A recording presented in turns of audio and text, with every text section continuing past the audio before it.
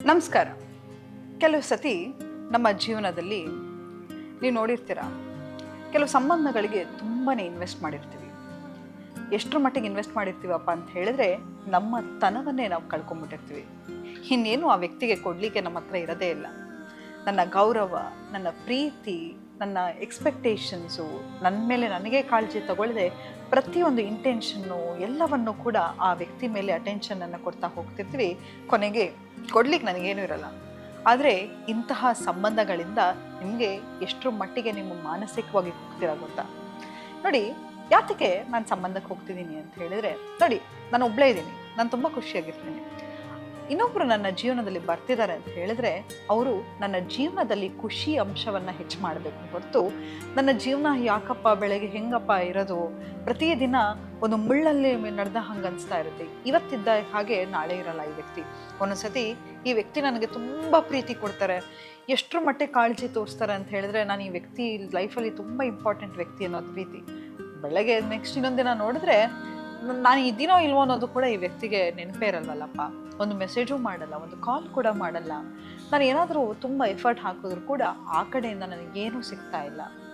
ಆದರೆ ಮೋಸ್ಟ್ಲಿ ಎಲ್ಲೋ ನನ್ನಲ್ಲೇ ಏನೋ ತಪ್ಪಿರಬೇಕೇನೋ, ನಾನೇ ಸರಿಗಿಲ್ವೇನೋ, ಶುರುವಿಗೆ ಇಷ್ಟು ಒಳ್ಳೆಯಾಗಿದ್ದ ವ್ಯಕ್ತಿ ಈಗ ಯಾಕೆ ಹಿಂಗಾಗ್ತಾ ಇದೆ, ಏನಕ್ಕೆ ನನ್ನ ಸಂಬಂಧ ಹೀಗಾಗ್ತಾ ಇದೆ ಅಂತ ಹೇಳಿದ್ರೆ, ನೋಡಿ, ಒಂದು ಸಂಬಂಧದಲ್ಲಿ ನೀವಿದ್ದೀರಾ ಅಂತ ಹೇಳಿದ್ರೆ ಒಂದು ಬೆಳವಣಿಗೆ ಇರಬೇಕು. ಯಾವುದೇ ಒಂದು ಸಂಬಂಧ ಆಗಿರಲಿ, ಇದ್ದರ್ ಫ್ರೆಂಡ್ಶಿಪ್ ಆಗಿರಲಿ, ರಿಲೇಷನ್ಶಿಪ್ ಆಗಿರಲಿ, ನೀವು ಆ ವ್ಯಕ್ತಿಯನ್ನು ಮೀಟ್ ಆದಾಗ ಹೇಗಿದ್ರೋ ಹಾಗೇ ಇದ್ದೀರಾ. ಇನ್ನೂ ನಿಮ್ಮ ಬಗ್ಗೆ ನಿಮಗೆ ಆತ್ಮವಿಶ್ವಾಸ ಕಡಿಮೆ ಆಗ್ತಾ ಹೋಗ್ತಿದೆ, ನಾನು ಇನ್ನೂ ನನ್ನ ಮೇಲೆ ನನಗೆ ತುಂಬ ಸೆಲ್ಫ್ ಡೌಟ್ ಆಗ್ತಾ ಇದೆ ಅಂತ ಹೇಳಿದ್ರೆ congratulations, you are in a very wrong relationship. So first ಅದನ್ನು ಅನಲೈಸ್ ಮಾಡ್ಕೋತಾ ಹೋಗಿ. ನೋಡಿ, ಸಂಬಂಧ ಅಂತ ಹೇಳಿದರೆ ಎಲ್ಲ ರೀತಿಯಲ್ಲೂ ಕೂಡ ನಿಮಗೆ ಆ ವ್ಯಕ್ತಿಯ ಜೊತೆ ಗ್ರೋತ್ ಇರಬೇಕು. ನೀವು ಎಷ್ಟೋ ಸತಿ ತುಂಬ ವರ್ಷ ಅವ್ರ ಜೊತೆ ಇನ್ವೆಸ್ಟ್ ಮಾಡಿದ್ದೀನಿ ಅಂತ ಹೇಳಿ ಒಬ್ಬ ದೊಡ್ಡ ಬಂಡೆ ಕಲ್ಲನ್ನು ಇಟ್ಕೊಂಡಿರ್ತಾನಂತೆ. ಆ ಕಲ್ಲು ಎಷ್ಟರ ಮಟ್ಟಿಗೆ ಅವನಿಗೆ ಭಾರ ಆಗಿರುತ್ತೆ ಅಂತ ಹೇಳಿದ್ರೆ ಏನು ಮಾಡಿದ್ರು ಅದು ಅವನನ್ನು ಕೆಳಗೆ ಎಳಿತಾನೇ ಇರತ್ತಂತೆ. ಗಟ್ಟಿಯಾಗಿ ಹಿಡಿದು ಅವನ ಕೈಯೆಲ್ಲ ರಕ್ತ ಬರ್ತಾ ಇರತ್ತಂತೆ. ಅಲ್ಲಿ ಯಾರೋ ನೋಡ್ದವ್ನು ಹೇಳ್ತಂತೆ, ಯಾಕಪ್ಪ ಇಷ್ಟೊಂದು ನೀನು ಕಷ್ಟಪಡ್ತಿದ್ಯಾ, ಯಾಕೆ ಬಿಟ್ಬಿಡೋ ಆ ಕಲ್ಲನ್ನ ಅಂತ. ಅದಕ್ಕೆ ಅವ್ನು ಹೇಳ್ತಾನಂತ, ಇಲ್ಲಪ್ಪ, ನಾನು ತುಂಬ ಎಫರ್ಟ್ ಹಾಕಿ ಈ ಕಲ್ಲನ್ನು ಎತ್ಕೊಂಡ್ಬಂದಿದ್ದೀನಿ, ಇದ್ರ ಜೊತೆ ನನ್ನ ಸಂಬಂಧ ಇತ್ತು, ನನಗೆ ಈ ಕಲ್ಲಿನ ಜೊತೆ ತುಂಬ ಭಾವನೆಯನ್ನು ಹಂಚ್ಕೊಂಡಿದ್ದೀನಿ, ಎಷ್ಟೋ ವರ್ಷದಿಂದ ಇದು ನನ್ನ ಜೊತೆ ಇತ್ತು, ಈಗ ನೀನು ಬಿಟ್ಬಿಡು, ಆದರೆ ನಂಗೆ ತುಂಬ ಕಷ್ಟ ಆಗ್ತಿದೆ, ಆದರೂ ಇದನ್ನು ಬಿಡೋಕ್ಕಾಗ್ತಾ ಇಲ್ಲ ಅಂತ.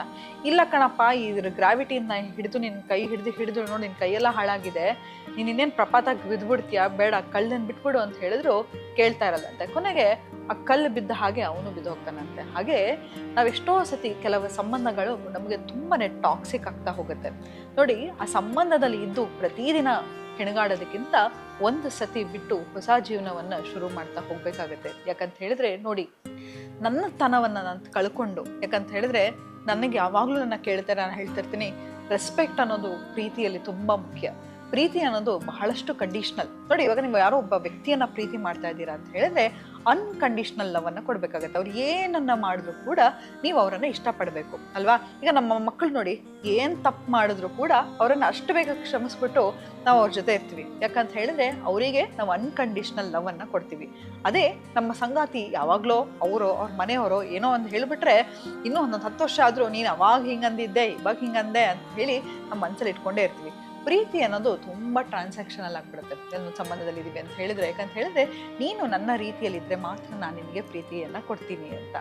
ಯಾವಾಗ ನೀನು ನನ್ನ ರೀತಿ ಇಲ್ಲದೆ ಹೋಗ್ತೀಯೋ ಆಗ ಕ್ರಮೇಣವಾಗಿ ಪ್ರೀತಿ ಅನ್ನೋದು ಕಡಿಮೆ ಆಗ್ತಾ ಹೋಗುತ್ತೆ. ಕೆಲವರಲ್ಲಿ ಹೀಗೆ ಆಗ್ತಾ ಇರುತ್ತೆ. ಆದರೆ ನೋಡಿ, ನೀವು ಪ್ರೀತಿಯಲ್ಲಿದ್ದೀರಾ ಅಂತ ಹೇಳಿದ್ರೆ ಎಕ್ಸ್ಪ್ಯಾಂಡ್ ಆಗ್ತಾ ಹೋಗಬೇಕಾಗತ್ತೆ. ನೋಡಿ, ನಾವು ಒಬ್ರ ಜೊತೆ ಇದ್ದೀವಿ ಅಂತ ಹೇಳಿದ್ರೆ ನಮ್ಮ ಚರ್ಮ, ನಮ್ಮ ಸ್ಕಿನ್, ನಮ್ಮ ಗಟ್ ಎಲ್ಲವೂ ಹೇಳುತ್ತೆ.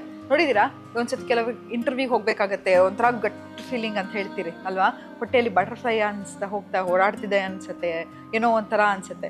ಇದೆಲ್ಲವೂ ಕೂಡ ನಮ್ಮ ಗಟ್ಟು ಬೇಗನೆ ರಿಯಾಕ್ಟ್ ಆಗ್ತಾ ಹೋಗುತ್ತೆ. ನೀವು ಯಾವ್ದಾದ್ರು ಒಂದು ಎನ್ವೈರ್ಮೆಂಟಲ್ಲಿ ಅದು ನಿಮಗೆ ಸರಿ ಇಲ್ಲ ಅಂತ ಅನ್ಸಿದ ತಕ್ಷಣವೇ ನಿಮ್ಗೆ ಗೊತ್ತಾಗುತ್ತೆ ಆ ವ್ಯಕ್ತಿ ನೆಗೆಟಿವ್ ಅಂತ ಹೇಳಿ.